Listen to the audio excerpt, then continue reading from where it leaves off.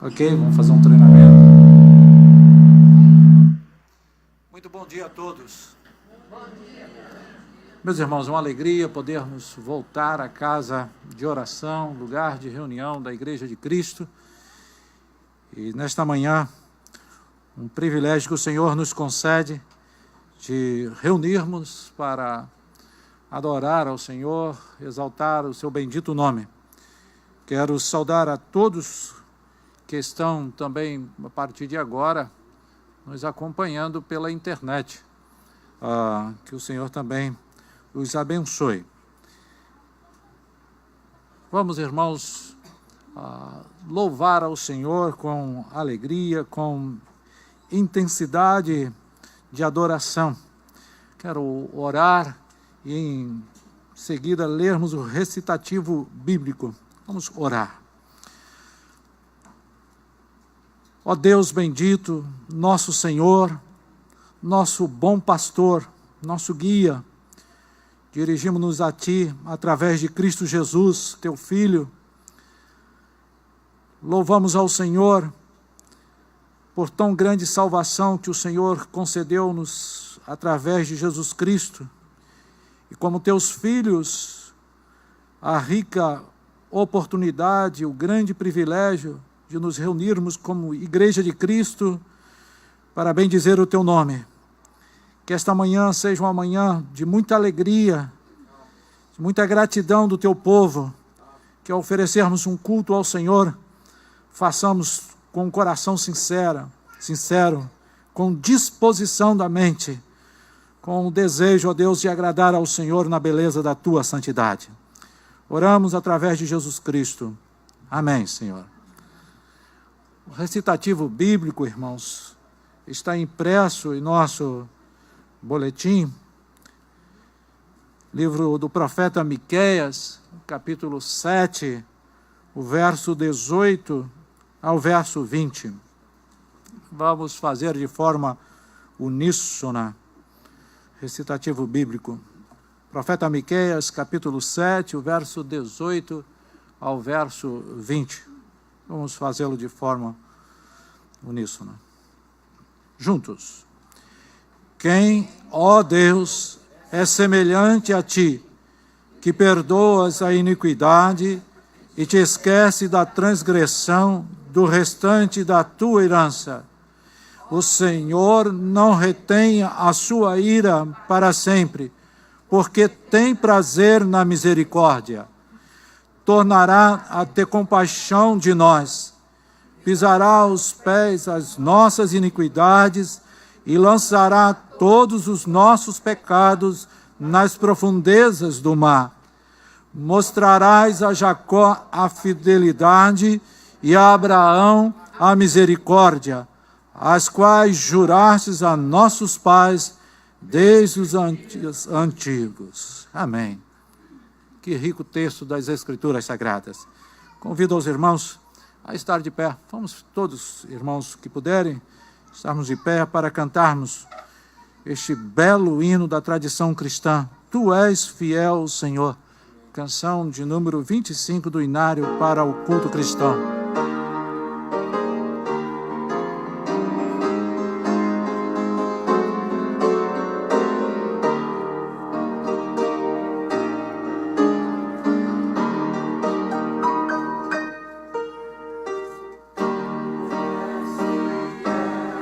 Senhor, meu Pai celeste, pleno poder aos Teus filhos darás.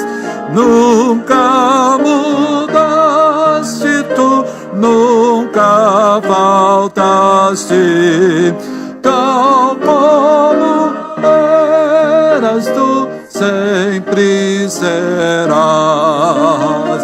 Tu és fiel, Senhor, Tu és fiel, Senhor, dia após dia, com bênção sem fim. Tua mercê me sustenta e me guarda. Tu és fiel,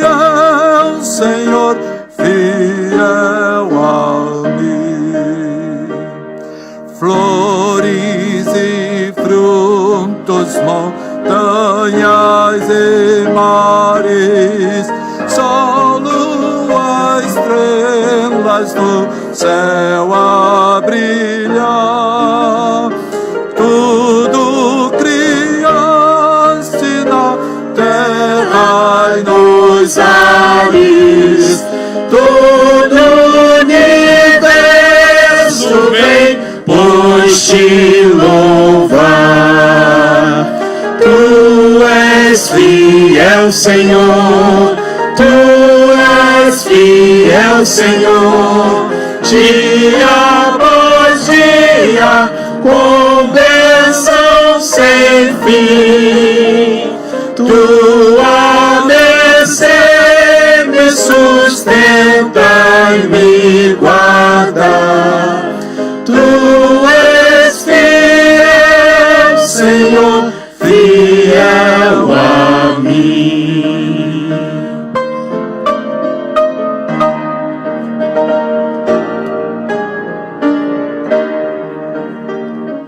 Pleno perdão tu dás, paz, segurança.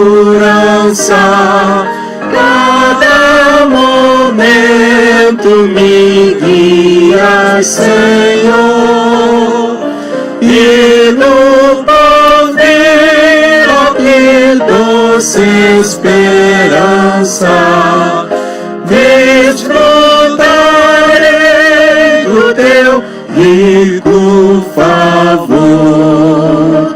Tu és fiel, Senhor, Tu és fiel, Senhor, dia após dia, com bênção sem fim.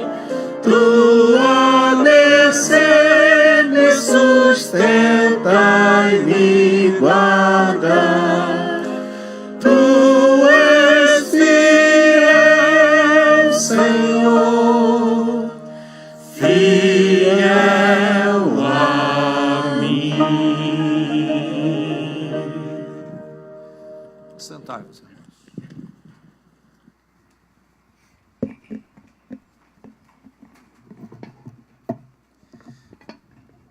Meus irmãos, muito bom dia a todos. Eu quero agradecê-los pelas orações em meu favor.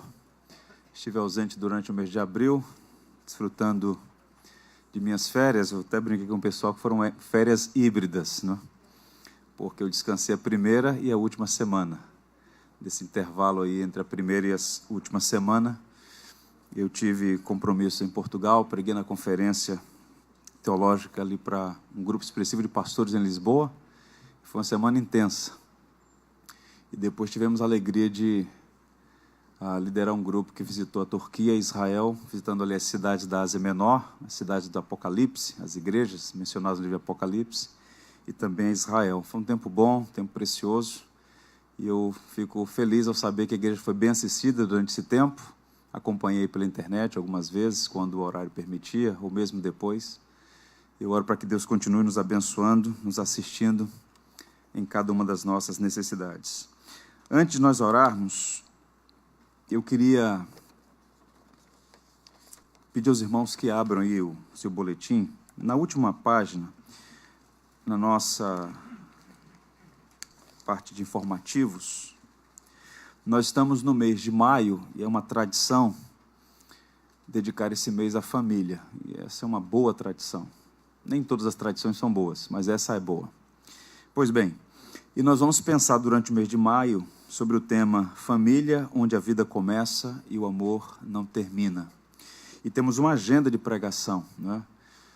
Hoje, no próximo domingo, pregarei. No terceiro domingo, está aí informado também, nós vamos receber o pastor, Dr. Felipe Fontes, do Mackenzie. Ele vai trazer uma palestra muito instrutiva sobre um tema que tem gerado muita confusão e, sobretudo, engano no nosso tempo. Essa questão da ideologia de gênero, que é uma artimanha, que é um dos aspectos da revolução cultural na qual o Ocidente está sendo submetido, e ele vai fazer uma abordagem a partir de uma perspectiva cristã. Então, os irmãos estão encorajados a estarem conosco e também a convidar pessoas. Dr. Felipe Fontes é amigo nosso, trabalha no Mackenzie, na área de educação, é pastor também, em São Paulo, e vai nos servir nessa ocasião. Então, fica aqui o nosso encorajamento para que a igreja participe, para que a igreja seja presente. Às quartas-feiras, nós estamos reunidos aqui sempre às 20 horas para o culto público de oração, de estudo bíblico. Concluímos na semana passada, dia 1º de maio, uma série no livro do Tim Keller, Encontros com Jesus.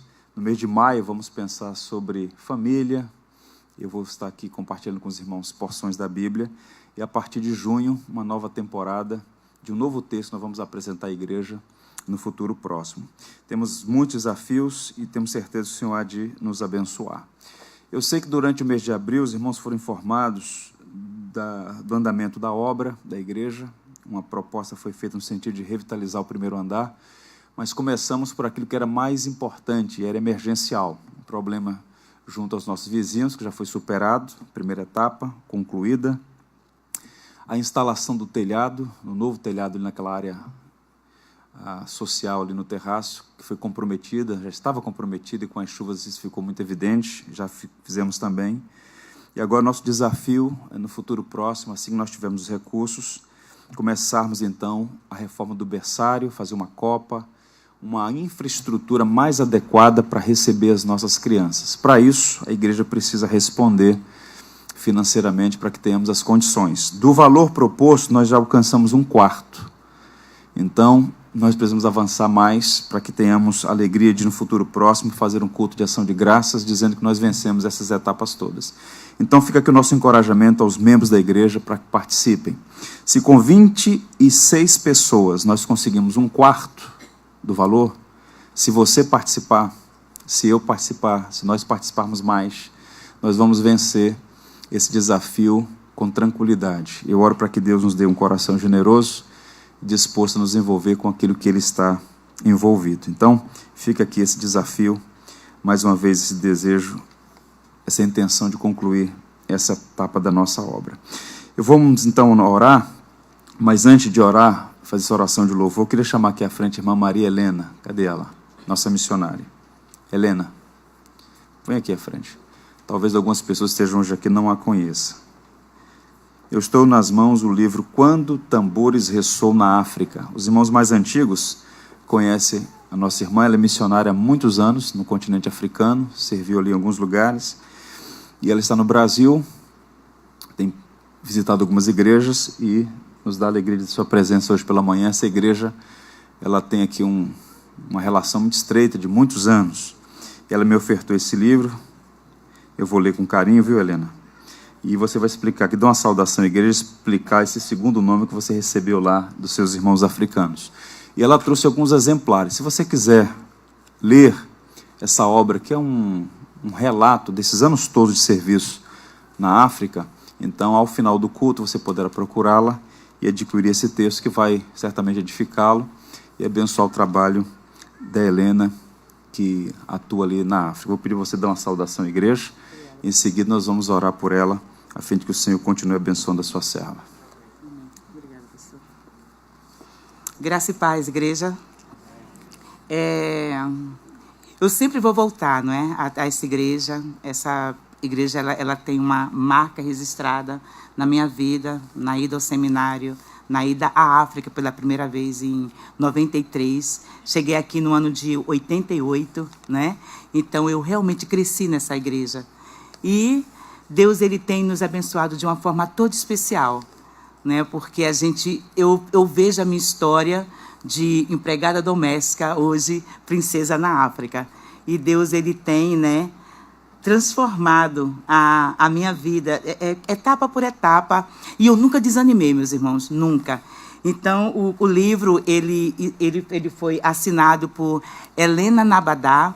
O Senhor me deu uma oportunidade de salvar a vida de a princesa mais velha do tio da tribo Baganda, em Uganda. Ela estava às portas da morte. Eu não sabia que ela era princesa. E eu coloquei toda a minha força. Ela estava com uma nova malária, uma malária que atingiu todos os ossos dela. E quando eu cheguei lá, em sua tribo, todos já estavam chorando por ela. E os filhos dela, que já me conheciam pelo trabalho de evangelismo, E eles disseram, missionária, missionária, mamãe vai morrer. E ela disse que quando ela morresse, nós fôssemos para a sua casa, porque nós seremos seus filhos. Eu disse, meu Deus do céu, 3 filhos de uma vez. Ela não vai morrer hoje, não. Hoje ela não morre. Aí eu cheguei lá, o povo todo chorando, os panos no chão. Aí eu chego lá, a Cristine está lá com o olho virando. Aí eu disse, Cristine, o que é que está acontecendo? Ela, eu vou morrer. Eu disse, quem disse que tu vai morrer, criatura? Ela, não, porque todo mundo já disse que eu vou morrer. Eu disse, mas hoje tu não vai morrer. Aí eu olhei lá 2 mototáxi, coloquei Cristina enrolada em um cobertor de 40 graus. A gente subiu uma ladeira, parecia com o Morro Dona Marta. E o Senhor realmente nos abençoou. Cheguei em um hospital que não tinha nada, e eu bati nas portas daqueles enfermeiros faxineiros, que eles nem são enfermeiros. Limpava o hospital, viu alguma coisa e se tornou, né, socorristas. Então, bati a porta e deu certo. Eles vieram, nos atenderam, consegui um menino que o nosso projeto ajudou a ser médico. Hoje ele é um médico lá. E ele tinha chegado naqueles dias, ele estava no outro lado da ilha, jogando voleibol. Então, ele veio, deu uma adrenalina nela e ela voltou. E então, depois de 3 meses, ela perguntou, você sabe quem eu sou? Eu disse, sei. Você é Cristine, estava quase morrendo e queria me dar 3 filhos assim de uma vez. Ela começou a rir. Ela, não, eu sou uma princesa. E meu pai, que há muito tempo, né, procurava me matar porque eu tinha que ser sacrificada quando tinha 12 anos. Ela mostrou um mapa de Uganda, mas meu pai aceitou Jesus.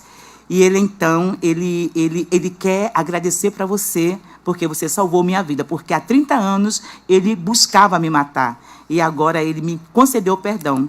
Então, aquele homem é o tio de um dos reis da tribo Baganda, que é o Ronald Muntebe, ali de Uganda. É o maior rei que o West África já conheceu. A Europa conhece ele, Estados Unidos conhece ele também. Então, esse tio, né, rei, príncipe, ele me adotou como filha. Então, ele disse, já que você salvou a vida da minha filha, você me deu oportunidade de pedir perdão para ela. Hoje eu sou um cristão e o meu sonho é ter um filho brasileiro. Gente, ele sabe mais de jogador de futebol do que eu. Ele assiste todas as copas, seleções, e ele disse que o sonho dele era ter um filho do Brasil. Então, eu tenho todos os papéis, né? Então, agora eu sou a missionária Maria Helena de Souza Nabadá. Amém? Então, o Senhor, ele tem nos abençoado. E Nabadá, porque ele disse, você veio para o meu país e foi para um lugar que ninguém quer ir. Pastores não querem ir para as ilhas do Lago Vitória, mas você está lá. Então, para mim, você manifesta o amor sobrenatural de Deus. Então, Nabadá significa o amor sobrenatural de Deus. Que Deus abençoe a toda a igreja. Falou pouco, mas falou bonito. Pastor Euclides, aqui à frente, por favor, pastor. Eu acho que a pessoa mais adequada para fazer essa oração de agradecimento é o pastor Euclides, que conhece Helena há muitos anos. A nossa igreja tem participado do seu ministério. Nós vamos ficar em pé e agradecer a Deus pela vida dessa serva de Deus que trabalha naquele continente tão carente da graça de Deus.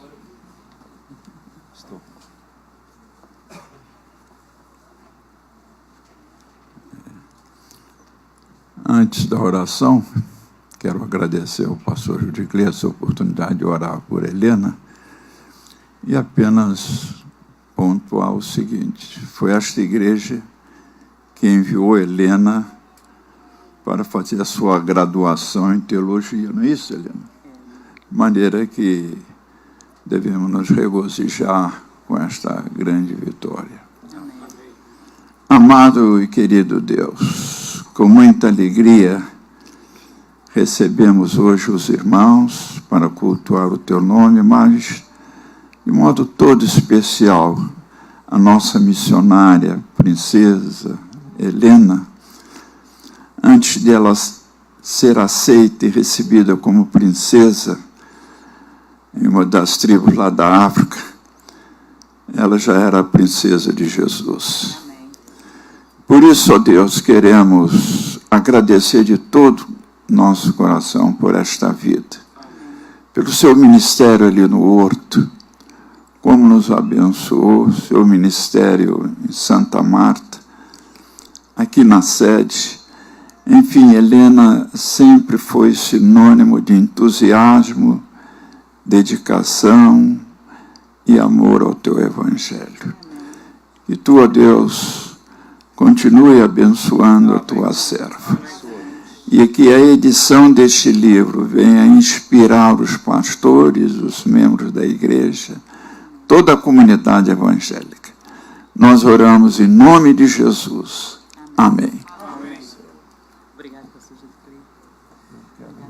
Ainda em pé, irmãos, vamos proceder à leitura bíblica.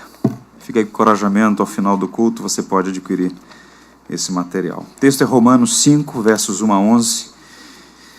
E em ato contínuo, logo após a leitura bíblica, nós vamos, ainda em pé, cantar alguns louvores. E enquanto estivermos cantando, essa será a oportunidade para, como parte do culto, oferecer as nossas ofertas, consagrar nossas vidas e bens ao Senhor. Amém.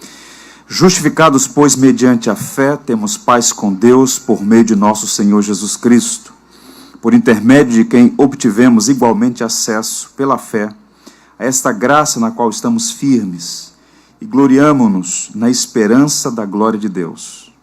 E não somente isso, mas também nos gloriamos nas próprias tribulações, sabendo que a tribulação produz perseverança, e a perseverança, a experiência, e a experiência, a esperança. Ora, a esperança não confunde, porque o amor de Deus é derramado em nosso coração pelo Espírito Santo que nos foi outorgado.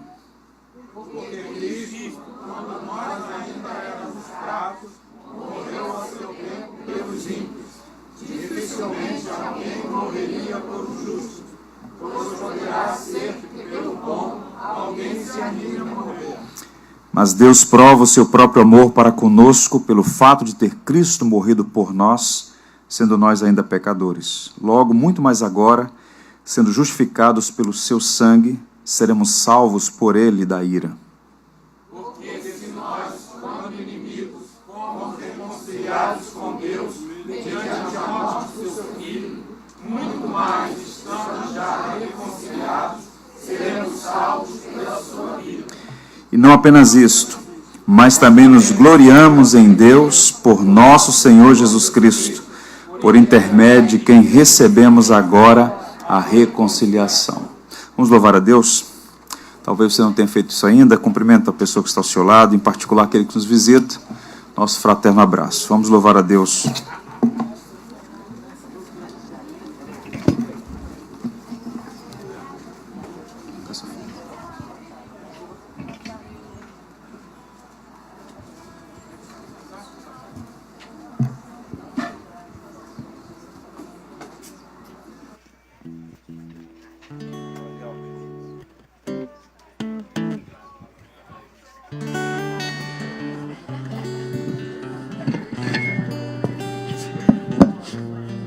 Louvarei o Senhor em todo o tempo, o seu louvor estará continuamente em meus lábios.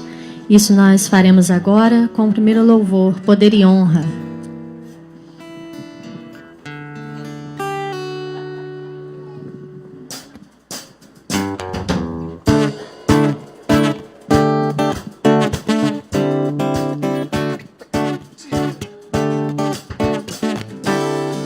Poder e honra, glória e força sejam dados ao Rei dos Reis.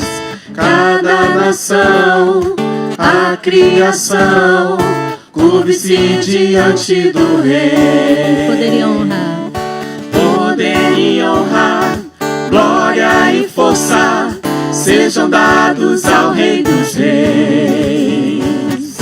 Cada nação, a criação, curve-se diante do Rei. Todo joelho se dobrará diante do teu trono, toda língua confessará tua glória, ser tu exaltado, ó Deus, e o teu reino jamais passará, ó Deus Jeová.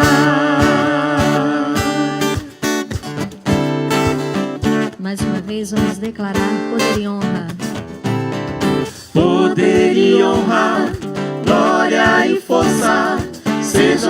todos ao Rei dos Reis. Cada nação, a criação, curve-se diante do Rei. Todo joelho se dobrará. Todo joelho se dobrará diante do teu trono, toda língua confessará tua glória, ser tu exaltado, ó Deus, e o teu reino jamais passará, ó Deus Jeová.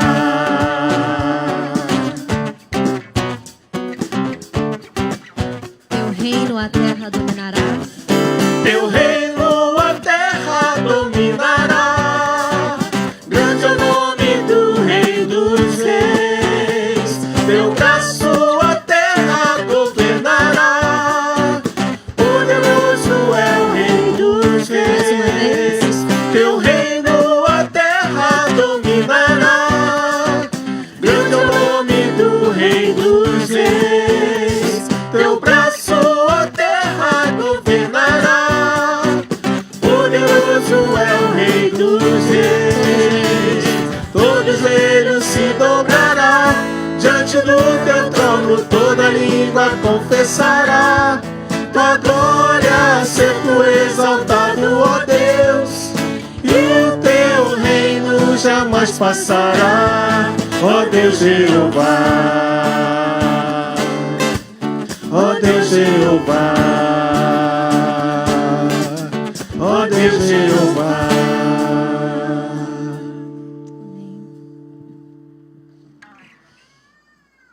Com grande meu Deus.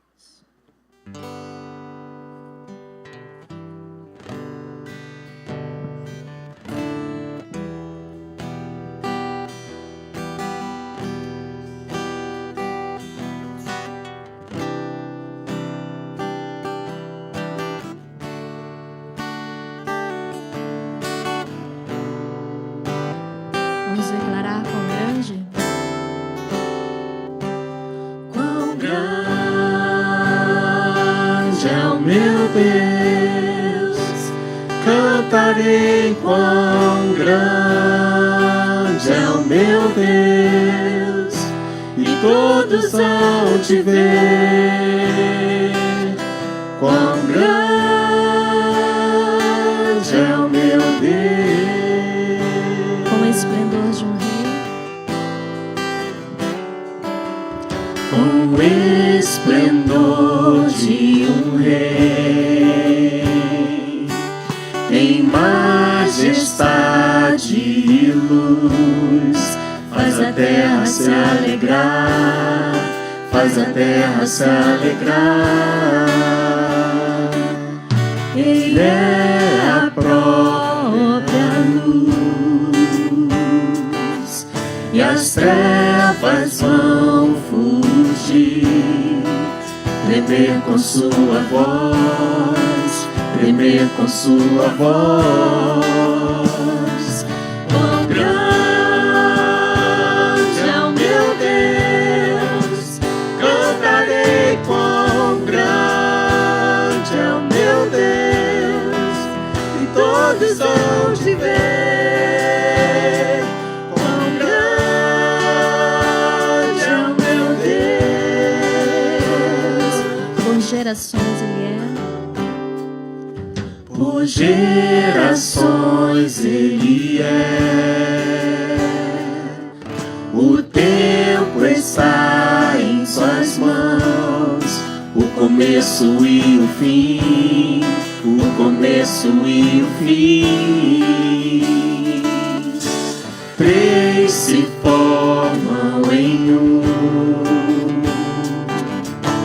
Filho, Espírito e Pai, Cordeiro e Leão, Cordeiro e Leão. Quão grande é o meu Deus, cantarei quão grande é o meu Deus, e todos hão de ver. Quão grande é o meu Deus.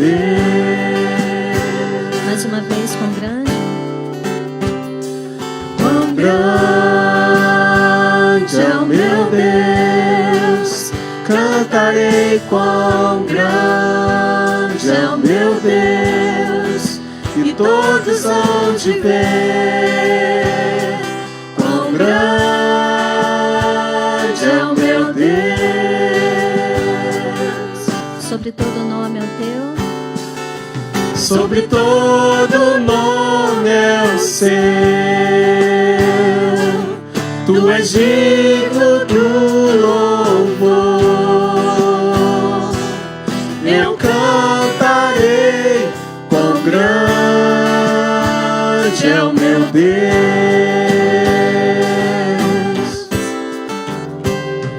Quão grande é o meu Deus. Cantarei quão grande é o meu Deus, e todos hão de ver quão grande é o meu Deus.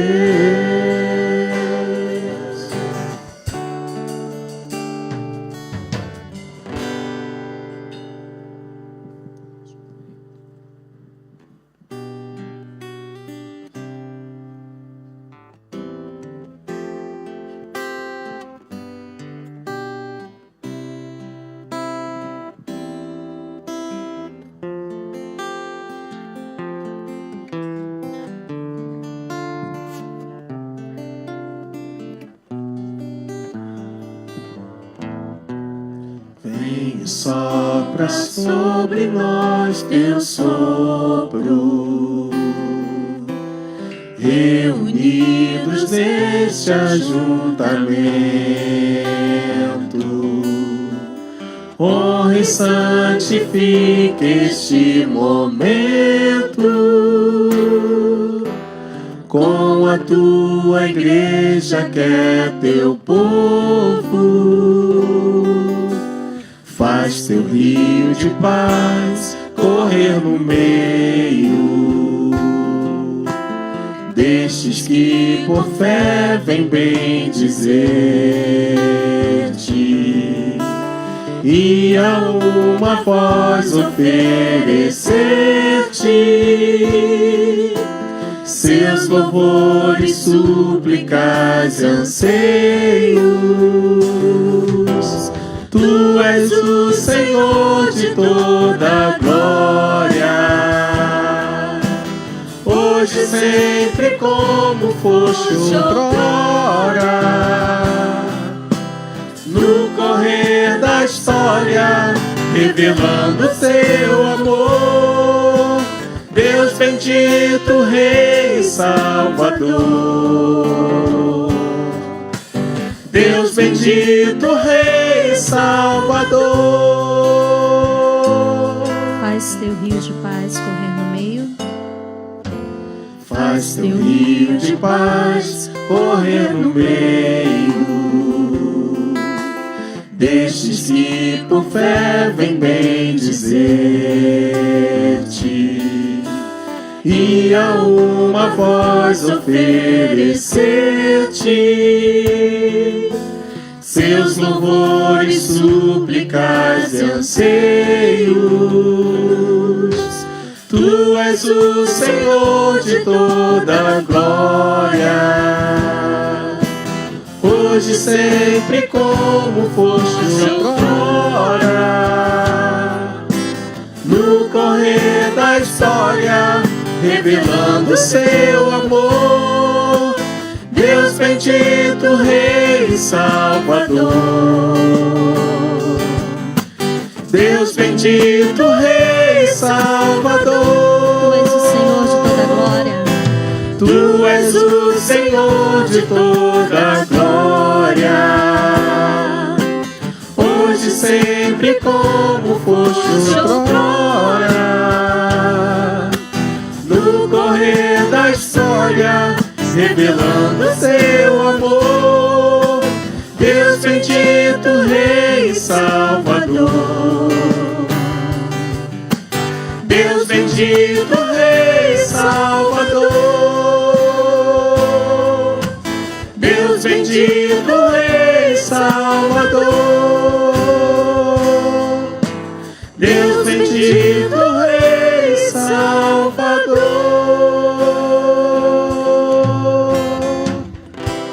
Senhor, aceite a adoração do teu povo, ó Deus, e venha nos ungir com graça e com poder, misericórdia. Muito obrigada, Senhor, porque nesta manhã nós estamos aqui reunidos em teu nome para te glorificar. Nós entregamos todo o restante do culto, tudo que ainda ocorrerá, e que possamos sair daqui mais edificados do que entramos. Em nome de Jesus, nós te agradecemos. Amém.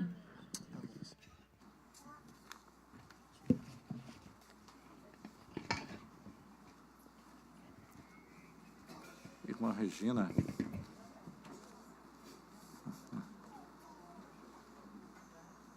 Ok.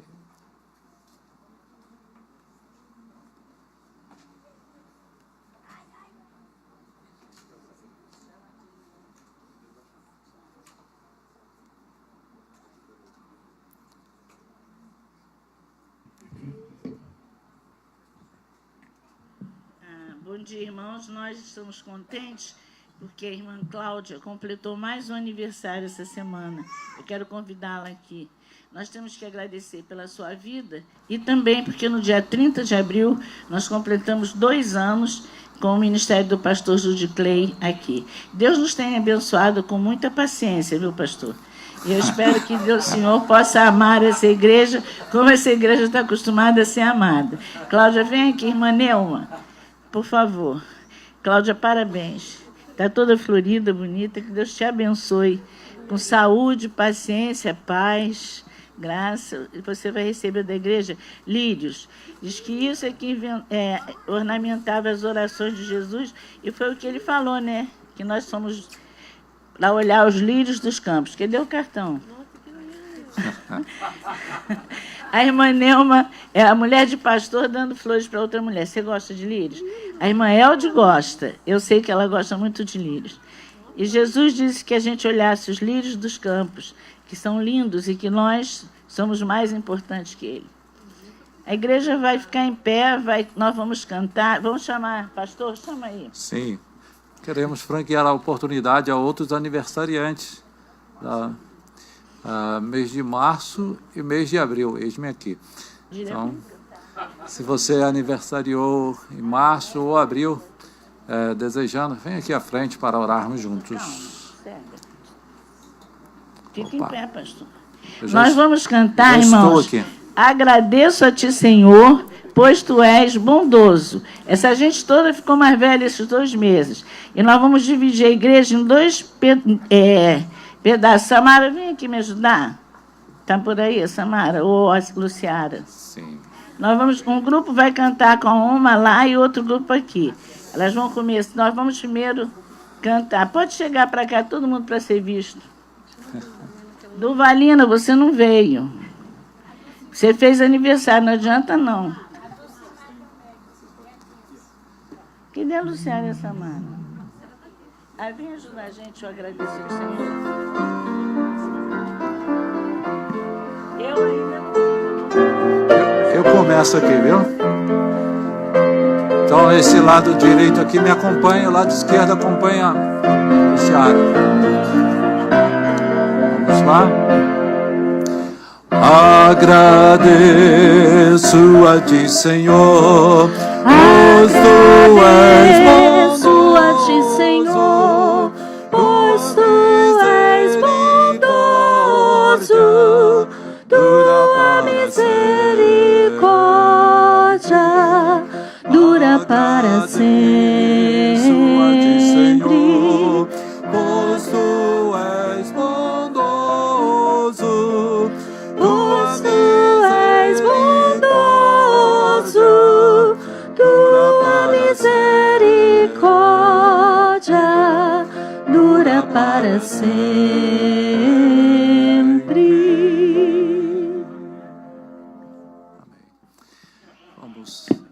Amém. Vamos orar agradecidos.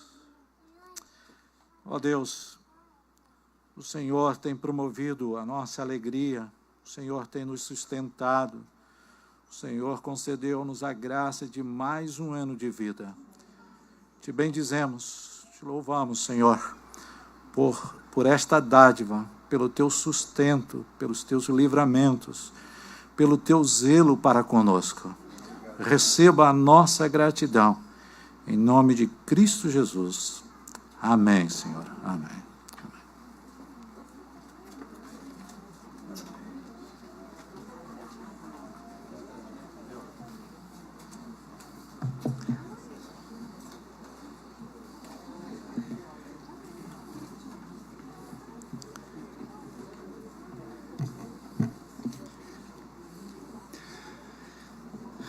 Pois bem, parabéns a todos vocês.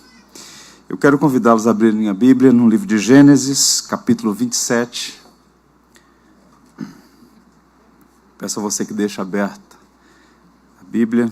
No capítulo 27, nós vamos ler alguns versos no decorrer da reflexão. O tema da nossa mensagem hoje pela manhã, à luz de Gênesis 27 e outros textos, Família Imperfeita, Oficina da Graça. Mas antes de ler o texto bíblico, eu queria sua atenção para ler um texto, um excerto de um livro chamado Nossa Cultura, ou O que Restou Dela, é de um médico e psiquiatra britânico chamado Anthony Daniels, mais conhecido pelo pseudônimo Theodore Dalrymple, um homem que tem nos abençoado muito com seus livros, muitos deles já publicados em língua portuguesa. Ele vai fazer nesse livro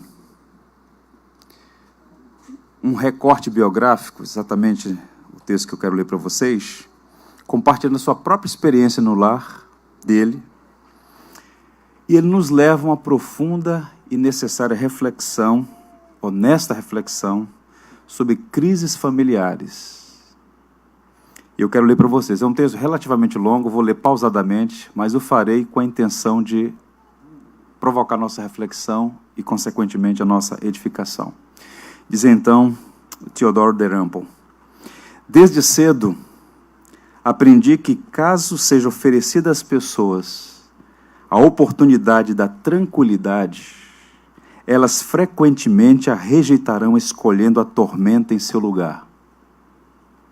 Meus próprios pais escolheram viver na mais abjeta miséria conflituosa e criaram para si mesmos uma espécie de inferno em escala doméstica, como se atuassem numa peça escrita por Strindberg. Não havia qualquer motivo externo a atuasse eles próprios para que fossem felizes. Eram razoavelmente prósperos e viviam sob a proteção de um governo mais paternal do que poderiam ter desejado. Mas, embora vivessem juntos, eles não dirigiam palavra um ao outro na minha presença. E isso durante os 18 anos em que vivi com eles, embora pelo menos uma vez por dia comêssemos juntos. Certa vez, quando criança, fui acordado durante a noite pela voz alta da minha mãe, exclamando ao meu pai: "Você é perverso." Essas são as únicas palavras que cheguei a ouvir entre eles. Foi como estourar de raio no meio de uma noite escura, espantoso, mas iluminador. No resto, o silêncio entre eles era repleto de nuances, expressando ressentimento, agressão, inocência ferida, exasperação, superioridade moral e todas as outras pequenas emoções desonestas as quais a mente humana é capaz de criar. Eles continuaram a sua absurda, autoimposta e dramática guerra civil até o fim da vida de meu pai. Em seu leito de morte, meu pai, na ocasião, há muito separado de minha mãe, disse a mim: "Diga a ela que pode vir, caso queira." Eles se prenderam aos seus princípios e nunca se encontraram, pois o que é uma simples morte em comparação a uma vida de desavenças? Um relato triste. Aquela era uma família imperfeita, vivendo sob o peso dos seus próprios pecados e que não era exemplo para ser imitado. Cenários assim são mais comuns do que a gente pode imaginar. Ao contrário do mundo virtual, meus irmãos, ao contrário do mundo das aparências, onde todos são bonitinhos e limpinhos, o mundo real está repleto de famílias imperfeitas. E nesse cipoal, usando a linguagem aqui do Ariano Suassuna, nesse cipoal de pecados, Deus pode colocar a sua oficina e trabalhar para transformar vidas. O que me deixa absolutamente fascinado com a Bíblia é que ela não esconde os pecados de ninguém. A Bíblia é um livro honesto e está o livro repleto de famílias imperfeitas, onde Deus poderosamente atuou, transformando cenários tenebrosos em cenários onde a graça dele foi maior do que a iniquidade. Veja, por exemplo, a história dos patriarcas. Sim, os patriarcas hebreus. Abraão, Isaac, Jacó, José, Moisés, Davi, todos eles tinham famílias complicadas, algumas complicadíssimas. E essas histórias na Bíblia nos ensinam basicamente duas coisas. E é sobre isso que eu quero tratar hoje pela manhã. O pecado tem um poder destrutivo capaz de devastar uma família. Se houvesse um homem com bom senso e uma mulher com bom senso, com visão espiritual, iriam reconhecer: o pecado é o nosso principal problema. Onde ele entra, ele devasta. A segunda lição que os patriarcas, a história deles complicada, nos ensina, é que o Evangelho é o poder de Deus para restaurar famílias complicadas, imperfeitas e, por vezes, devastadas pelo pecado. Hoje eu quero lançar a mão de uma família, a família dos patriarcas, família com a qual nós podemos aprender muitas coisas, pelos acertos, sim, mas também pelos desacertos. Por conta do tempo, eu pedi aos irmãos que abrissem a Bíblia em Gênesis 27, eu vou ler apenas um verso que sintetiza a desgraça daquela família. E no decorrer da reflexão leremos outros versos, como a graça suplantou a iniquidade. Gênesis 27, verso 41, diz assim o texto bíblico: Passou Esaú a odiar a Jacó, por causa da bênção com que seu pai o tinha abençoado. E disse consigo: Vem próximos os dias de luto de meu pai, então matarei a Jacó, meu irmão. Esse é um dos versos mais tenebrosos da Bíblia. Tente imaginar isso. Um irmão tornando público o seu ódio e o seu intenso desejo de matar o próprio irmão. Isso não é terrível? Eles cresceram juntos, mas viveram separados. E é curioso porque ódio e morte são duas palavras extremamente pesadas. Odiar uma pessoa e desejar matá-la é um sinal evidente de que algo está errado com o ser humano. Nós fomos criados para amar e viver. Nós não fomos criados para odiar e matar. Mas por que Esaú odiou seu irmão e quis matá-lo? Por uma razão muito simples, que é o fundamento de toda a teologia cristã. O homem que aí está é anômalo. Ele não é o homem original. Houve uma queda, houve a entrada do pecado na humanidade. A doutrina bíblica da queda é a doutrina mais empiricamente comprovada. Você assina um contrato, você tem uma fechadura na sua porta, porque você vive no mundo caído, de fora, do lado de fora do jardim. O Francis Schaeffer, o mundo é o que é, não como resultado da crueldade de Deus para com o homem, não. Mas como resultado da crueldade do homem para com o homem. O Deus que nos criou à sua imagem. E o Deus cristão, o Deus revelado na Bíblia, é o Deus triuno. Um único Deus que subsiste em três pessoas, Pai, Filho e Espírito. E nós somos chamados a imitar essa comunidade trinitária. A maior e a mais perfeita relação que existe entre pessoas é a relação que é entre os membros da Trindade. Um amando o outro, um buscando a alegria do outro, um buscando servir o outro, um buscando o bem do amado. E Deus nos criou para isso. No entanto, desde a queda, o ser humano deixou de lado a sua vocação de amar e passou a ser bélico, passou a ser intransigente, violento, odioso. O amor cedeu espaço ao egoísmo. Veja os filhos de Eva, os filhos de Adão. Lá no livro de Gênesis, no capítulo 4, nós temos os primeiros filhos da história, filhos de Adão e Eva, no momento em que Caim mata o seu próprio irmão. O primeiro homicídio da história tem um agravante, é um fratricídio, um irmão matando o próprio irmão. E Deus, assim como foi o encontro de Adão, veio o encontro de Caim e fez uma pergunta, não para obter informação. Deus nunca pergunta para obter informação. Deus pergunta para corrigir. Deus é o grande pedagogo. Diz o Senhor a Caim: onde está Abel, teu irmão? Ele respondeu: não sei. Acaso sou eu tutor do meu irmão? Ele já havia matado o irmão. Mas observe que ele está denunciando o coração rebelde, irreverente, refratário, desafeiçoado e tristemente impenitente. Ele não está arrependido. João diz, o apóstolo João, que Caim matou Abel porque era maligno e tinha inveja do seu irmão. E o Senhor então vai ao encontro dele e mais uma vez diz o seguinte: que fizeste? A voz do sangue de teu irmão clama da terra a mim. A voz do sangue de Abel grita a mim, numa outra linguagem.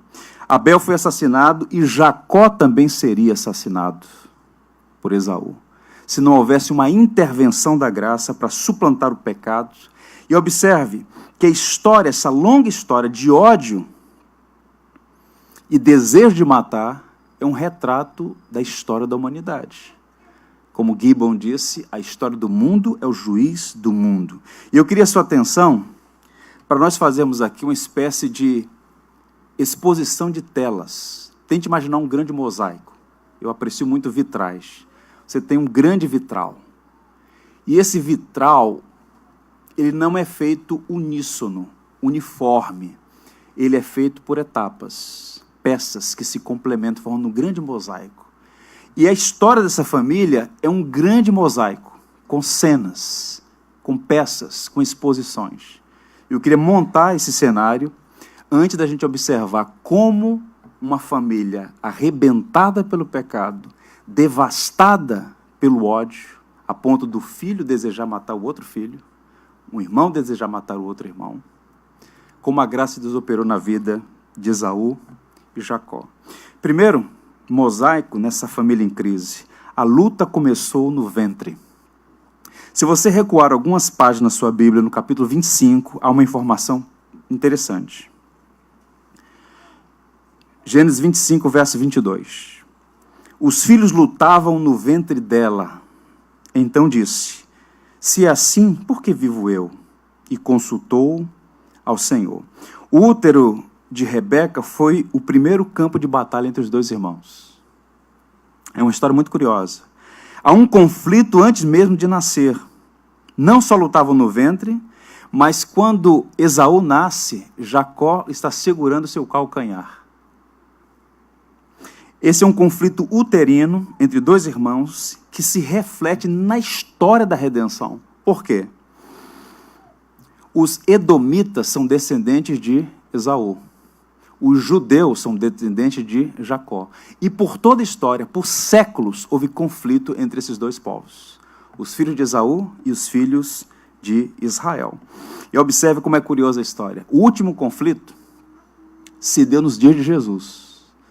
Quando Jesus nasceu, os magos do Oriente chegaram em Jerusalém, guiados pela estrela, e perguntaram: olha, onde está o menino para que possamos adorar? Herodes fica então impressionado, porque ele se achava o grande rei de Israel, e havia uma profecia sobre um tal Messias, um ungido, um Cristo, um novo rei. Ele então manda informar: olha, se vocês encontrarem o menino, me informem onde está para que eu possa adorá-lo. E os magos são orientados a não informar a Herodes, eles seguem por outro caminho, porque Herodes não queria adorar o menino Jesus, queria matá-lo. E não sabendo onde estava a localização da criança, ele manda matar centenas delas, numa idade similar ou parecida à suposta idade na qual nascera o menino. Quem era Herodes? Idumeu, descendente de Esaú. Quem era Jesus? Judeu, descendente de Jacó. Portanto, é um conflito antigo, nasce no ventre e se estende no decurso da história. Uma semente minúscula tornou-se uma floresta densa, disse um poeta. Segundo painel, o erro dos pais. Ainda no capítulo 25, há uma informação no verso 28 que lança luz sobre como os pais inadvertidamente semearam conflito entre os filhos. O verso 28 diz que Isaque amava a Esaú, porque se saboreava de sua caça. Rebeca, porém, amava a Jacó. Isaque é filho único, filho de Abraão, filho do patriarca, filho da promessa. Abraão era herdeiro de uma grande promessa, e Isaque era um jovem maduro, piedoso, e Abraão, sensato, previdente, tenta então organizar um casamento adequado para o filho da promessa. Ele então manda o seu servo buscar dentro da sua parentela, numa terra longínqua. Então, chega Rebeca. Isaque tinha 60 anos de idade quando nasceram os seus filhos. Ele amava profundamente a sua esposa. Ambos se afeiçoaram um ao outro e viveram uma vida muito abençoada, com o problema que Rebeca era estéril. Ele ora ao Senhor, o texto vai dizer claramente sobre isso, e Deus os abençoa, e ela então é abençoada com a dádiva de dois filhos, gêmeos, Esaú e Jacó. No entanto, esses dois servos, esse casal abençoado, Isaque e a esposa Rebeca, eles cometem a insensatez de, ainda que não tivessem planejado, eles criam os filhos não como amigos, mas como rivais, de modo que há uma predileção. Isaque tinha afeição por Esaú, porque ele caçava e trazia pratos maravilhosos para ele. Rebeca, então, protegia Jacó, era mais caseiro. Esaú, mais na rua, Jacó, mais dentro de casa. E os dois foram criados juntos, mas separados. A pergunta é, como isso se deu? Eles cavaram um abismo entre os filhos, à medida que decidiram fazer predileções. É curioso isso. Eles não planejaram errar, mas erraram, inadvertidamente. Deixa eu lhe dizer uma coisa aqui, fazendo aqui uma aplicação imediata, curta, mas importante. Às vezes os pais têm tudo, mas falta o essencial. Sabedoria. Se você não tiver sabedoria, ainda que não seja sua intenção, você pode criar uma situação que você não terá como administrar, como Rebeca no futuro iria lamentar profundamente. Quando ela se despede do seu filho, ela jamais poderia imaginar que nunca mais voltaria a vê-lo. Terceira parte, terceiro painel nesse mosaico, um jantar muito caro, capítulo 25, os versos 29 a 34. Jacó está no seu leito de morte, praticamente, adoentado, cego, e ele então, trazendo as memórias dos bons dias, da boa alimentação, então ele pede ao seu filho um jantar especial. Pois bem, o filho vai providenciar.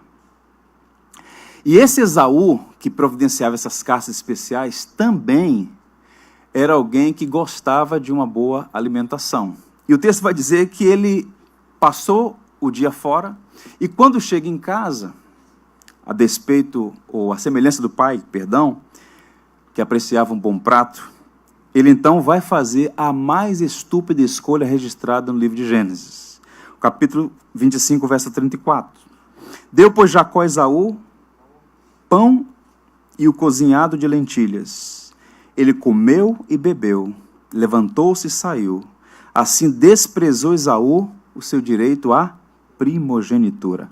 O pastor saudoso, o pastor Exaltino Gomes, dizia que esse foi o jantar mais caro da história. Havia uma tradição. O filho mais velho tem uma preeminência. Ele tem um privilégio. Ele é o primogênito.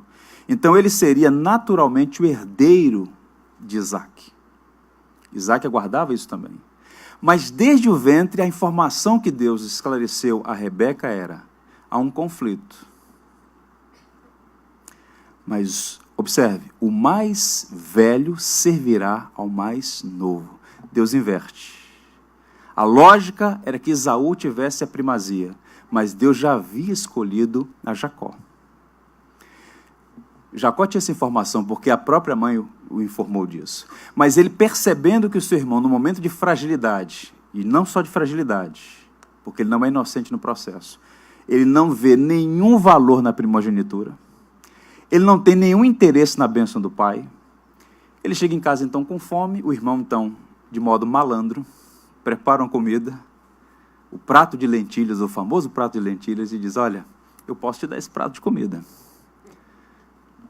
se você me der a sua bênção, a bênção da primogenitura. Então o texto vai dizer que Esaú disse, para que me serve isso?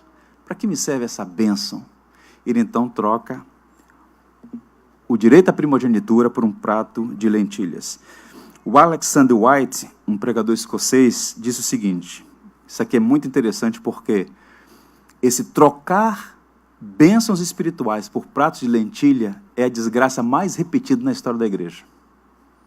Não da igreja longínqua, da igreja aqui e agora. Nenhum homem vende a sua primogenitura no ato.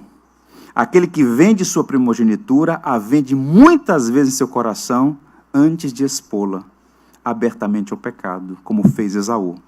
Ele a deprecia, despreza, barateia de todas as formas para si mesmo, antes de vendê-la tão barato ao outro. Esaú então toma a sua precipitada e refletida decisão, da qual ele vai chorar amargamente, mas não porque estava arrependido, porque estava cheio de remorso, e há uma diferença aguda entre arrependimento e remorso. Quarto painel nesse mosaico da família complicada, da família imperfeita. Uma mentira cheia de astúcia. Capítulo 27, aí entra toda a narrativa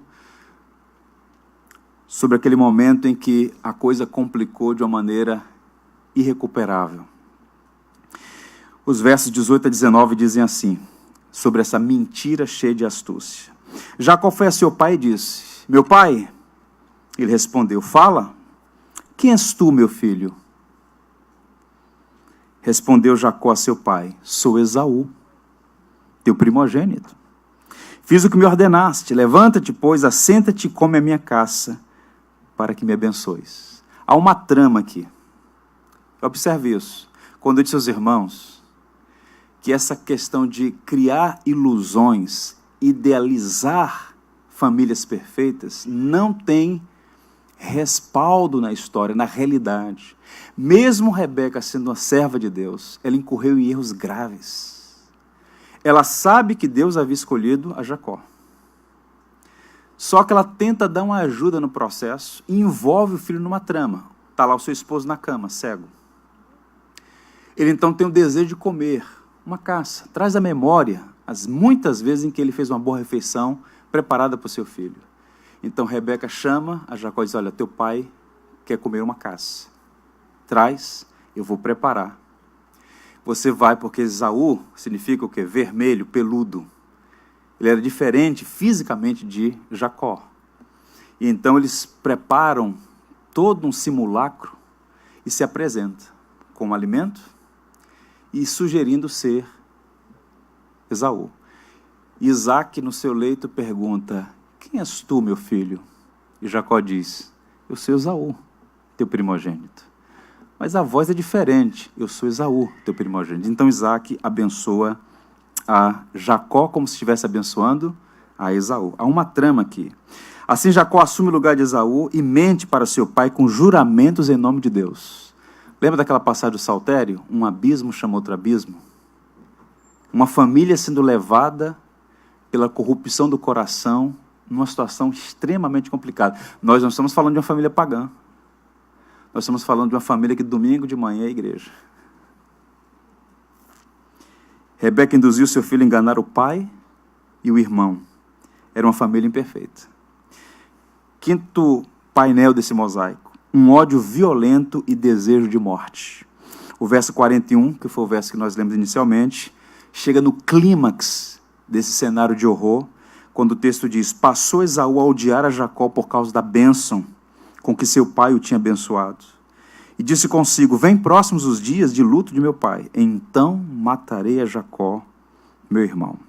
Esaú está revoltado com seu irmão, decide matá-lo, Jacó então precisa fugir, e a mãe então faz uma promessa, você vai para a casa do seu tio Labão, é uma terra relativamente distante, e quando cessar esse problema, você volta.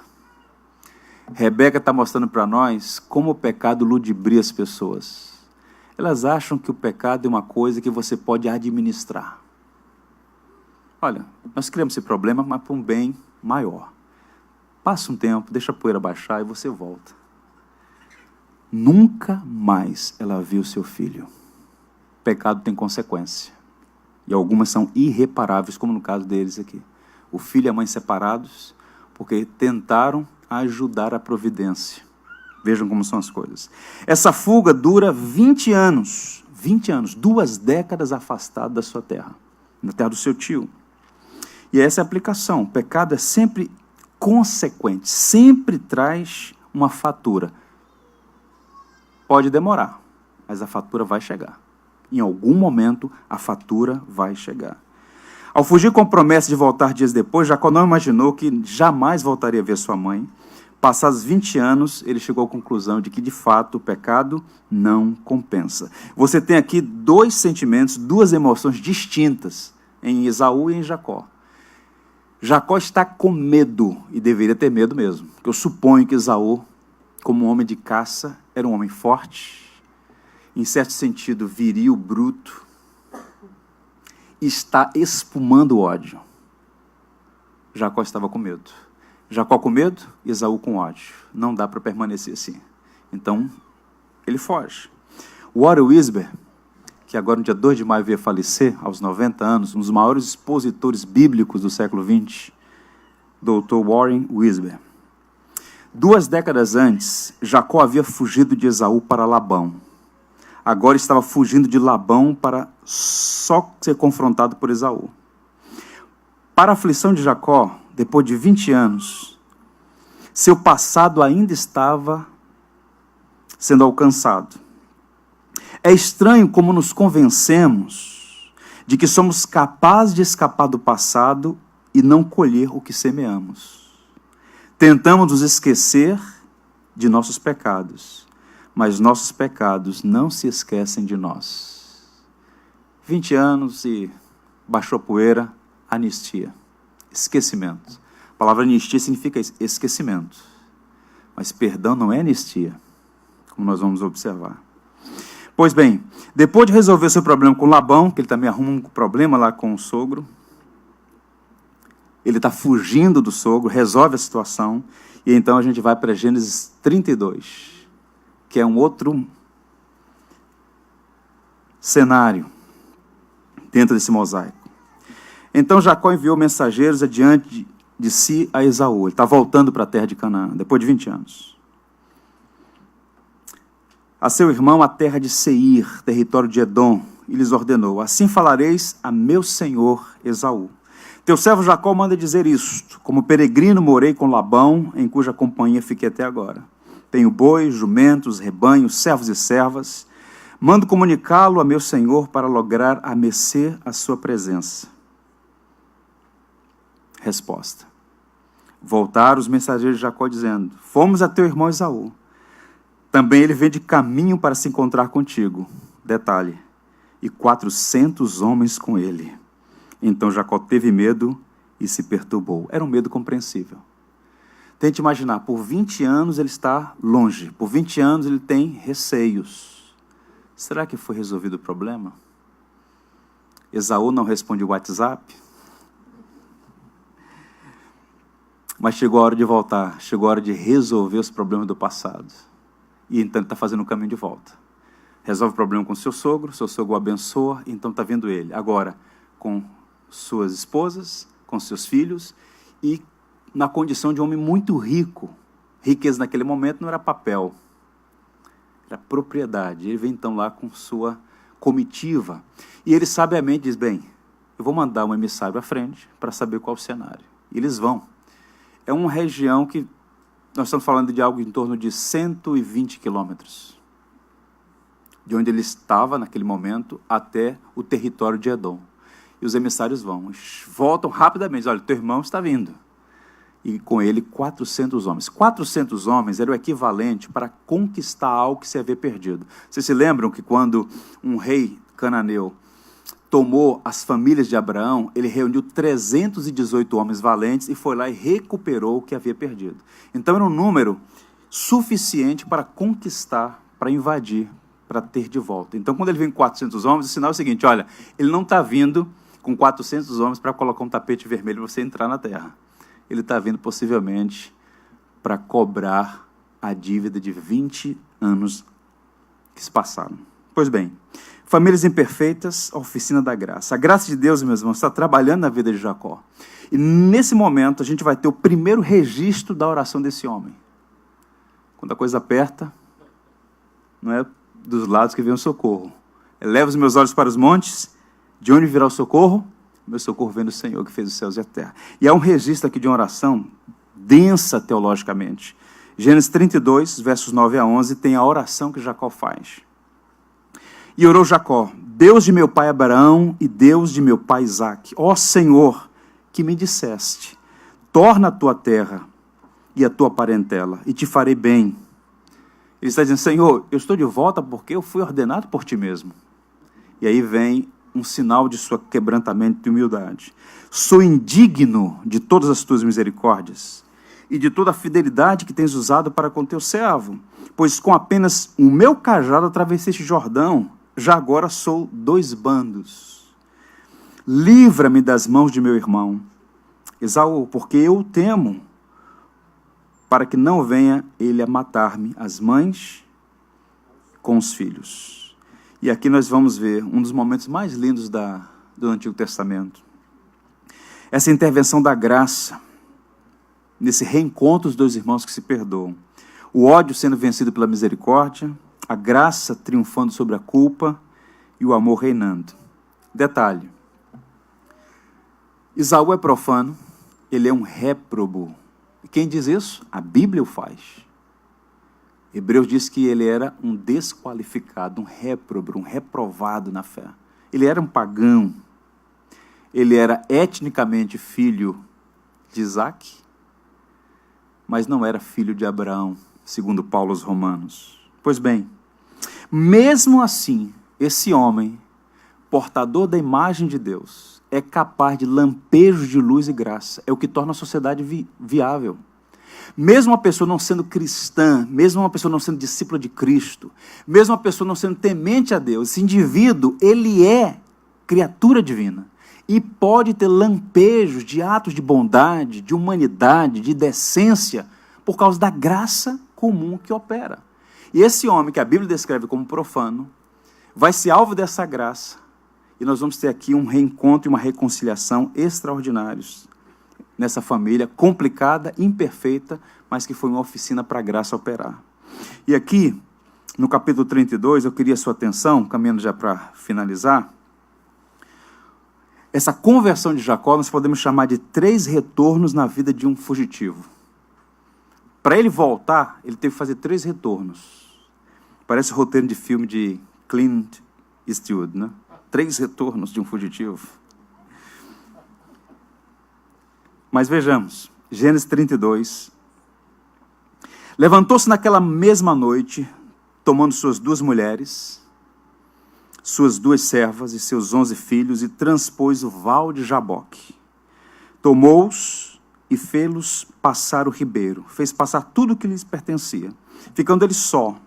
E lutava com ele um homem até o romper do dia. Vendo este que não podia com ele, tocou-lhe na articulação da coxa. Deslocou-se a junta da coxa de Jacó, na luta com o homem. Disse este: deixa-me ir, pois já rompeu o dia. Respondeu Jacó: não te deixarei ir, se não me abençoares. Perguntou-lhe, pois, como te chamas? Ele respondeu: Jacó. Então disse: já não te chamarás Jacó, e sim Israel, pois como príncipe lutaste com Deus e com os homens prevaleceste. Tornou Jacó: dize, rogo-te, como te chamas? Respondeu-lhe: por que perguntas o meu nome? E o abençoou ali. Aquele lugar chamou Jacó Peniel, pois disse: vi a face de Deus, ouvi Deus face a face, e a minha vida foi salva. Nasceu-lhe o sol quando ele atravessava Peniel e manquejava de uma coxa. O que é que nós estamos vendo aqui? Esse indivíduo, para que houvesse essa reconciliação com seu irmão, ele precisava, antes de tudo, ser reconciliado com Deus. Toda cura relacional, toda reconciliação entre pessoas, nas relações interpessoais, elas demandam, antes de tudo, um reencontro, uma reconciliação com Deus. Antes de tratar com seu irmão, ele precisa ser tratado com Deus. E o primeiro retorno que mudou a sua vida foi esse encontro com o Senhor. Depois que o Senhor se revelou, ou melhor, depois que ele resolveu o conflito com Labão, seu sogro, ele está voltando para Canaã. Ele chega no lugar que ele vai chamar de Manaim, acampamento de Deus. Ele envia os emissários que retornam dizendo: olha, teu irmão está vindo no teu encalço com 400 homens. Ele é humano, ele não é um herói grego. Ele é humano, não é um estoico. Pois bem, e então agora ele está ali no Val de Jaboque. Jaboque, que fica hoje na região da Jordânia, o território jordaniano, é um afluente, é um igarapé, que tem 39 quilômetros. E deságua no Jordão, que também é um rio, na verdade, um pequeno rio que corta o território israelense e jordaniano. Pois bem, era perigoso atravessar esse afluente, um lugar ermo, perigoso, mas ele o faz. Ele atravessa a família e agora ele fala: eu vou acertar minhas contas com Deus. E o verso 24 diz que e Jacó ficou sozinho. Então veio um homem que se pôs a lutar com ele até o amanhecer. Essa é uma das narrativas mais difusas e misteriosas da Bíblia. Ele estava lutando com o homem até amanhecer. Perguntas: quem é essa pessoa com a qual Jacó lutava? Essa luta foi corporal ou figurativa? Você tem na história debates intensos entre estudiosos judeus, rabinos, e estudiosos teólogos cristãos. E não há consenso. Vou lançar a mão do Paul Stevens, um teólogo canadense. Na Escritura, o anjo do Senhor sempre se refere a Deus, presente de maneira física, pessoal e palpável.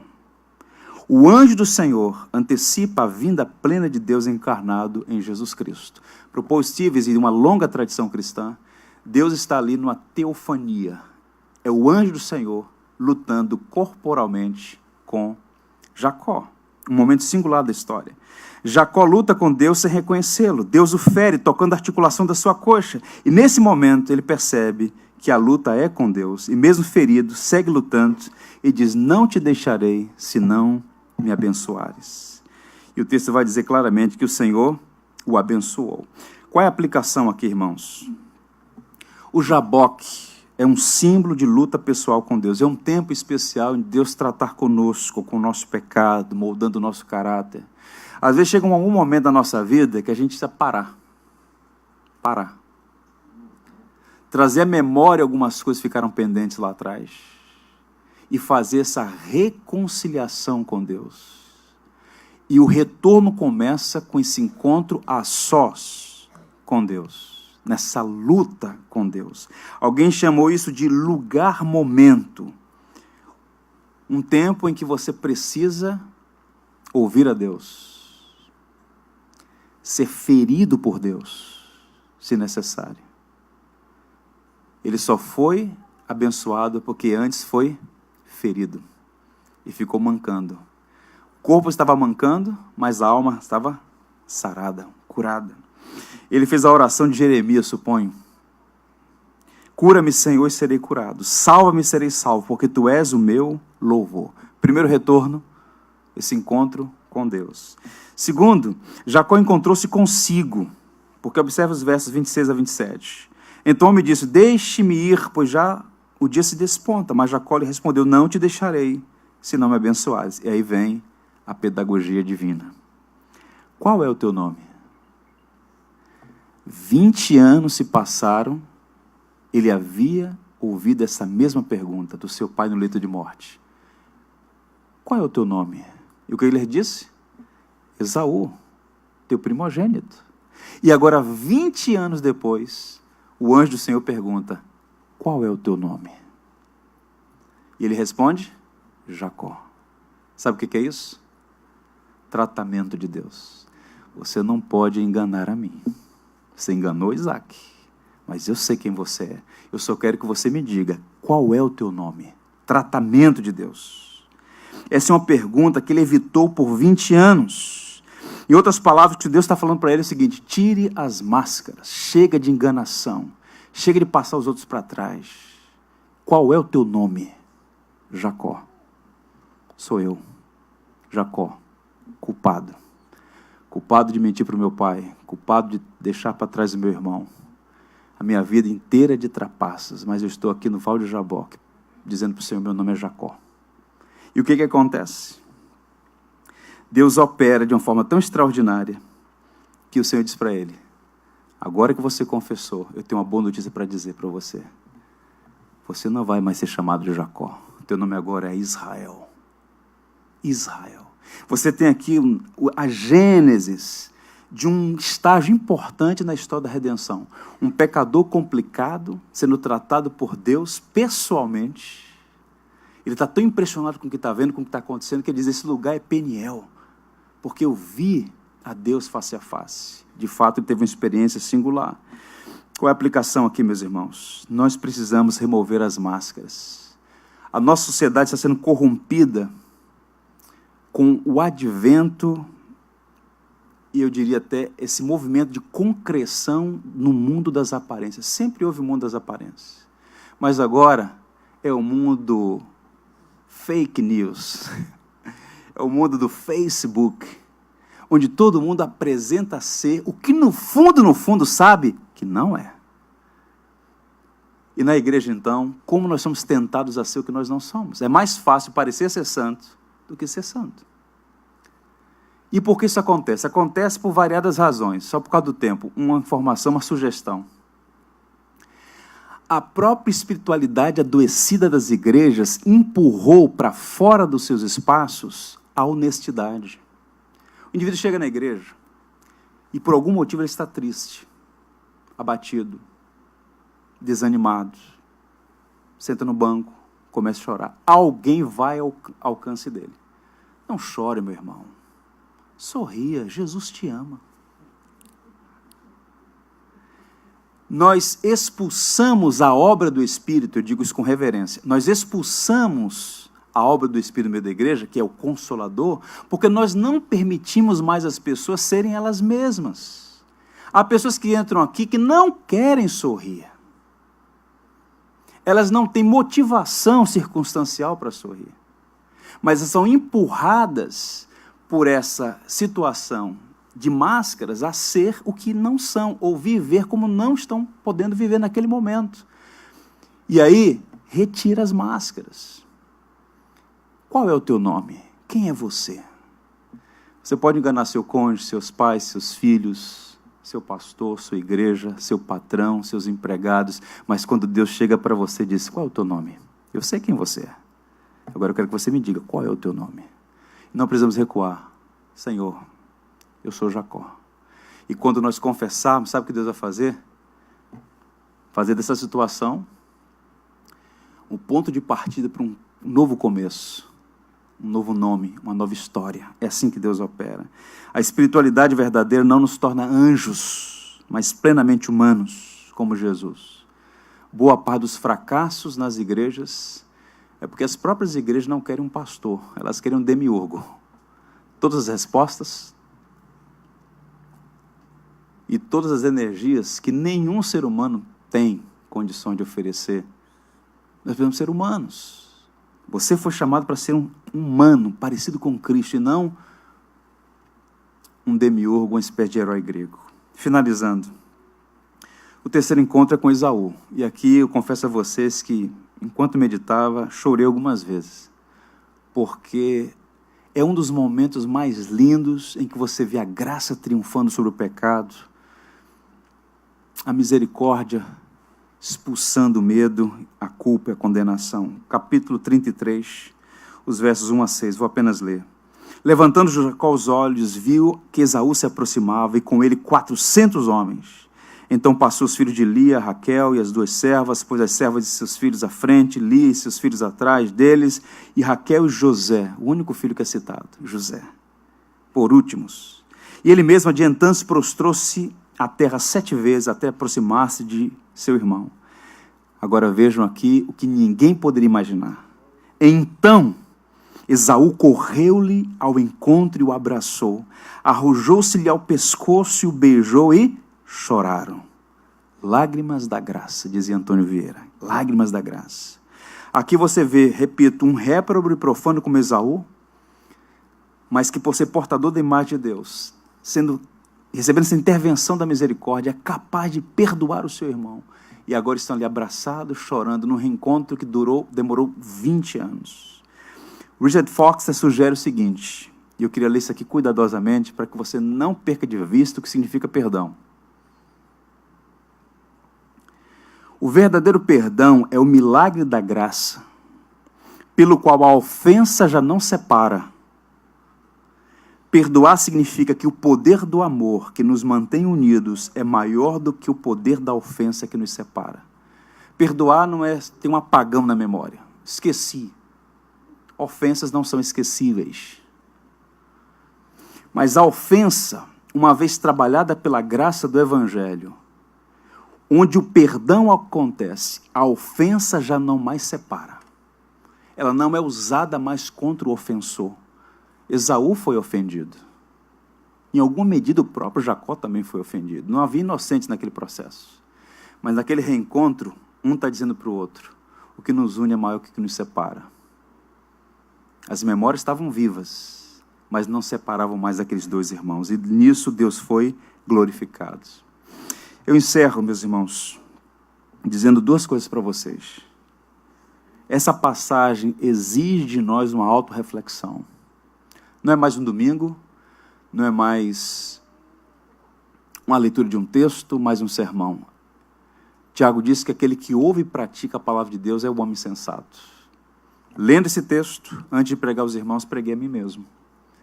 E aqui eu quero dizer para vocês que essa passagem nos ensina muitas preciosas lições. Não existe família perfeita, todos nós somos pecadores. Se desencante com a ideia de família perfeita. Segundo, o pecado é a causa primária dos conflitos familiares. Todo problema relacional tem uma causa primária, o pecado. Terceiro, os pais podem fazer escolhas erradas que prejudicarão seus filhos, ainda que não planejem fazer isso. Pais, muito cuidado nas escolhas que vocês fazem. Porque as escolhas são livres, mas as consequências nem sempre são administráveis. Quarto, o pecado tem consequências inevitáveis e por vezes irreparáveis. Deus perdoa. Deus é rico em misericórdia, mas as consequências por vezes, elas são irreparáveis. Marido e mulher, pais e filhos podem experimentar a força do perdão e o poder do amor. Se há famílias aqui enguiçadas, complicadas, experimentem a força do perdão, o poder do amor no Evangelho. A reconciliação com Deus precede a reconciliação com o próximo. Antes de você se reconciliar com seu irmão, reconcilie-se com Deus, porque a falta primeira é contra Ele. E por fim, a graça de Deus não muda o passado, mas transforma o presente. Que Deus nos ajude, que o Senhor nos abençoe. Vamos orar? Curve a fronte, vamos falar com Deus, nos preparando para celebrar a ceia do Senhor, que é o símbolo maior da graça, da misericórdia, do perdão, do triunfo de Deus sobre aquilo que nos afligia, o pecado. Senhor, nós te louvamos e bendizemos o teu nome. Te agradecemos de uma maneira muito especial por tua palavra. Ela é viva e eficaz. Tenho certeza que o Senhor veio ao nosso encontro nessa manhã e está falando ao nosso coração. Não há nada oculto diante de ti. Possivelmente, Senhor, há pessoas aqui profundamente abatidas por memórias amargas, rancores, ressentimentos, mágoas. Deus, que a tua graça seja abundantemente derramada. Que a misericórdia, Senhor, possa vencer o ódio. Que a graça triunfe sobre a culpa. E que o amor reine em nossos corações.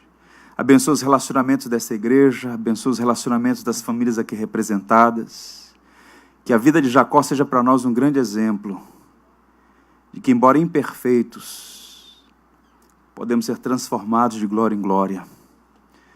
Que, embora sejamos todos filhos de Adão, por tua graça e misericórdia, podemos ser moldados à imagem de Cristo, teu Filho bendito. Prepara-nos para este momento da cerimônia da ceia, do memorial da nossa redenção, que possamos comer deste pão e beber deste cálice com a confiança de que a obra de Cristo é perfeita, Senhor. Que nenhum de nós aqui seja acusado e condenado, mas que possamos ter diante dos nossos olhos a obra de Cristo, que nos perdoa de toda e qualquer iniquidade. Ó Senhor amado, abençoa a tua igreja, abençoa o teu povo aqui reunido.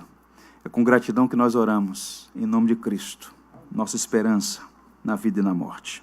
Amém. Vamos cantar algumas canções enquanto nos preparamos para a ceia. Os irmãos que vão nos ajudar podem vir aqui. Os irmãos podem permanecer sentados. Cantaremos algumas canções.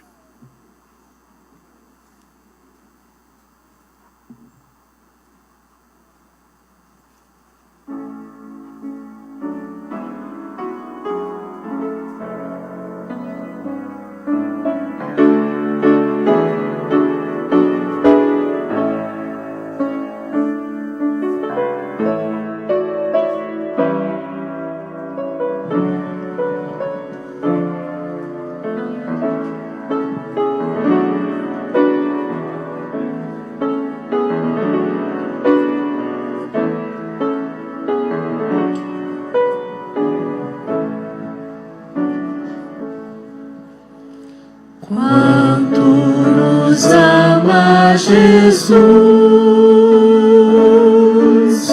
quanto nos ama Jesus, por nós sofreu, na cruz morreu. Cristo te ama, Cristo me ama, quanto nos ama Jesus. Foi ao Calvário por mim. Quem pode amar tanto assim? O que Ele fez ao mal desfez. Cristo te ama, Cristo me ama, quanto nos ama Jesus. Quanto nos ama Jesus, quanto nos ama Jesus. Por nós sofreu, na cruz morreu. Cristo te ama, Cristo me ama, quanto nos ama Jesus. Foi ao Calvário por mim. Quem pode amar tanto assim? O que Ele fez ao mal desfez. Cristo te ama, Cristo me ama, quanto nos ama Jesus. Vamos a uma palavra de oração. O irmão Ricardo vai orar, agradecendo a Deus a perfeita obra de Cristo, o seu sacrifício. Ele garantiu nossa vitória. Deus bendito, Pai amado, é com muita gratidão, Senhor, que fazemos parte da Tua mesa, mesmo sabendo da nossa miséria, da nossa indignidade, mas pelos méritos de Cristo, nos aproximamos dela, na certeza do perdão dos pecados que temos cometido contra o Senhor. Ó Senhor, derrama a Tua graça, a Tua misericórdia sobre nós, sobre cada um aqui, sobre cada família representada, Senhor. Que possamos ser mais unidos em Ti, ao redor de Ti, da Tua palavra, das Tuas ricas bênçãos que tem nos alcançado até então. Ó Deus, trata-nos de nós, como o Senhor tem tratado ao longo da história, das pessoas que o Senhor escolheu. Trata-nos, Senhor, Como o pastor disse, cura-nos e seremos curados, salva-nos e seremos salvos. Para a glória do teu santo nome. Te oramos, Senhor, pelos méritos de Cristo e no nome dele, nosso Senhor e Salvador. Amém. Amém. Nós vos entregamos o que também recebemos. Que o Senhor Jesus Cristo, na noite que foi traído, tomou o pão e, tendo dado graças, o partiu e disse: isto é o meu corpo que é dado por vós, fazei isto em memória de mim. Comamos do pão em memória de Cristo, Amém. Salvador da igreja.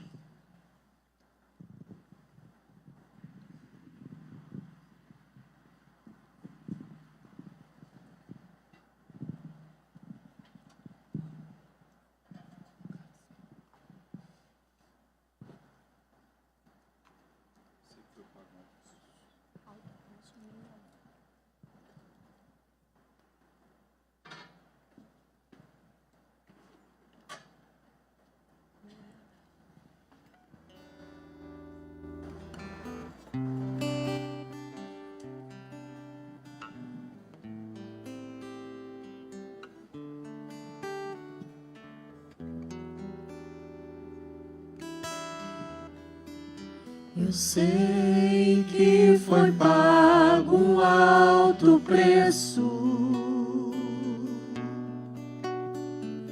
para que contigo eu fosse um meu irmão. Quando Jesus derramou sua vida, Ele pensava em ti, Ele pensava em mim, pensava em nós.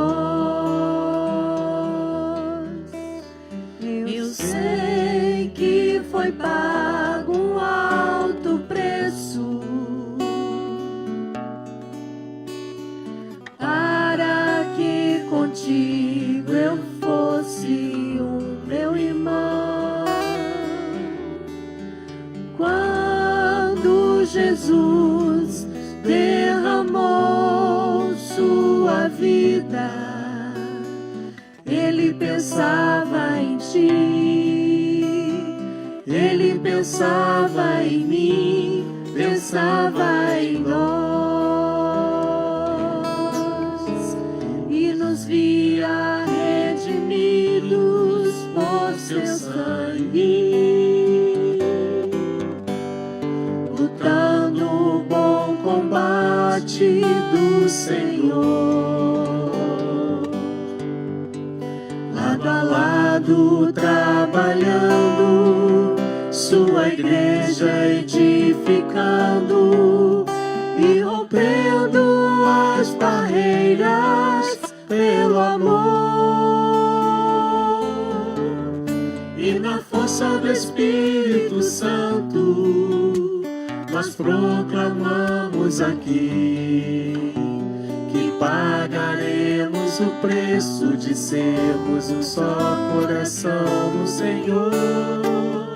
E por mais que as trevas militem, que nos tentem separar, com nossos olhos em Cristo, unidos iremos andar.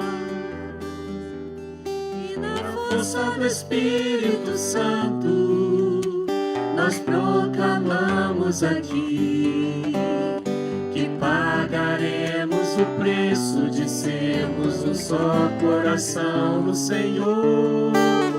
E por mais que as trevas militem e nos tentem separar, com nossos olhos em Cristo, unidos iremos andar, unidos iremos andar, unidos iremos andar. Vamos todos colocar em pé. Nós temos nas mãos o cálice. O texto diz que por semelhante modo, depois de haver ceado, tomou o cálice, dizendo: Este cálice é a nova aliança no meu sangue. Fazer isto em memória de mim. Ele pediu que nós fizéssemos, ordenou que fizéssemos até que Ele venha, e Ele voltará. Eu quero encorajar você, talvez a pessoa que está ao seu lado, troca o cálice com ela como um símbolo de que nós somos uma família em Jesus Cristo, e o que nos une é o precioso sangue do Cordeiro de Deus. Jesus Cristo derramou o seu sangue para o perdão dos nossos pecados e para que vivêssemos como uma família. Corpo de Cristo, um só corpo. Bebamos em memória de Jesus, Salvador nosso.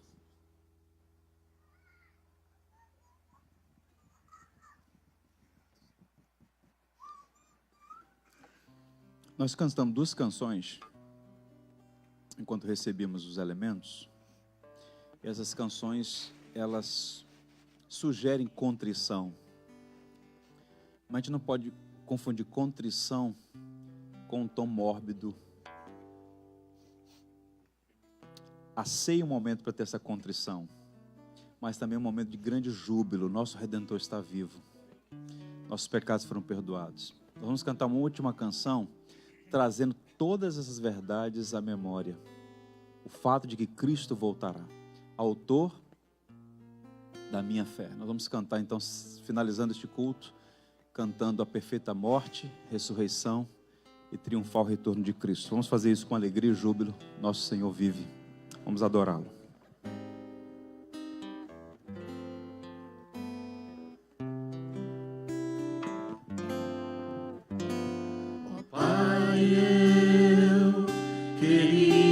Tanto ver o meu Senhor descer, vindo me encontrar. Eu posso até imaginar a refulgente glória do Senhor Jesus,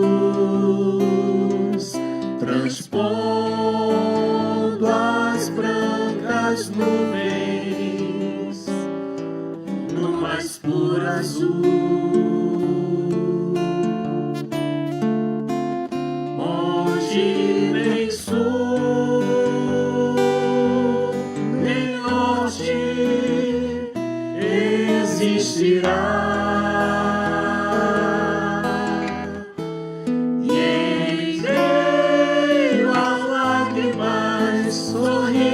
De alegria e de prazer, eu que era cego agora posso ver, contemplar, enfim. Por isso eu canto glória.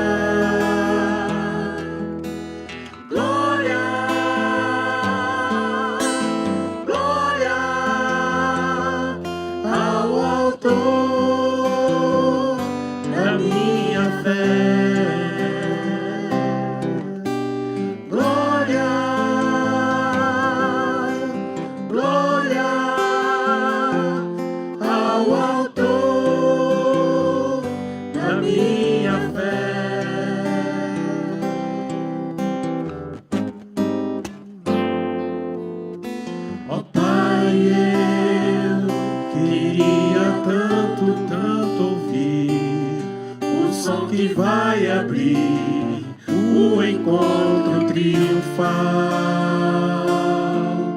rever amigos que um dia em Cristo foram feitos meus irmãos,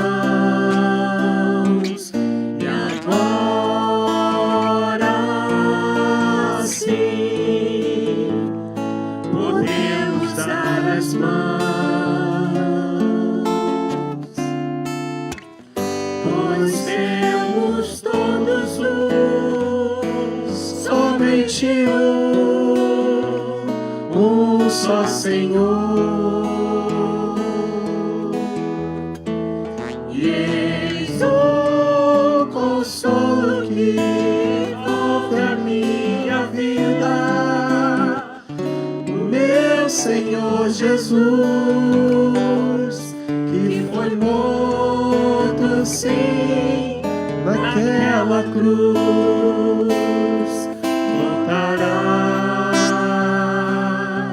voltará, enfim, por isso eu canto glória, glória, glória ao autor da minha fé.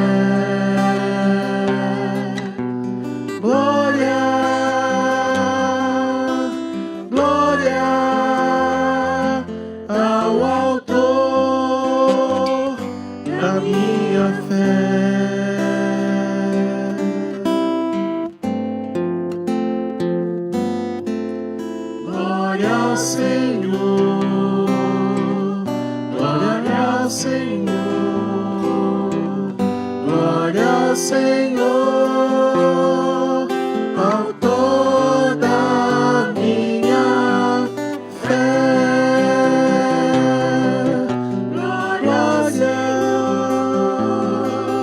Glória ao Senhor, autor da minha fé. Glória ao Senhor. Glória ao Senhor, autor da minha fé.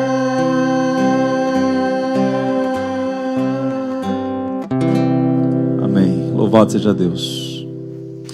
Que o amor de Deus, nosso Pai amoroso, que a graça de Jesus Cristo, nosso perfeito Redentor, e a comunhão do Espírito Santo sejam sobre todos nós, hoje e sempre. Tenham todos um bom dia, uma boa semana. A paz, irmãos.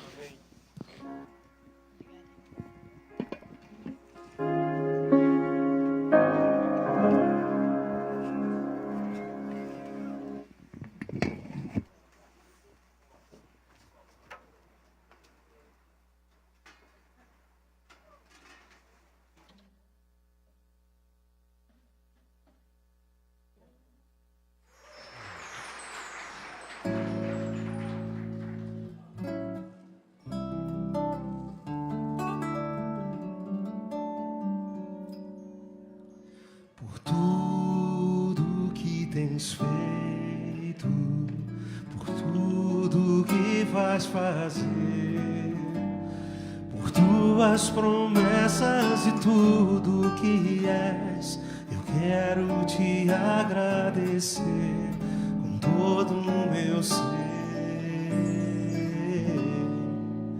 Te agradeço, meu Senhor. Agradeço, meu Senhor, te agradeço por me libertar e salvar, por ter morrido em meu lugar. Te agradeço, Jesus, te agradeço, eu te agradeço. Te agradeço por tudo que tens feito, por tudo que vais fazer, por tuas promessas e tudo que és. Eu quero te agradecer com todo o meu ser. Te agradeço, meu Senhor, te agradeço, meu Senhor, te agradeço por me libertar e salvar, por ter morrido em meu lugar. Te agradeço, Jesus, te agradeço, eu te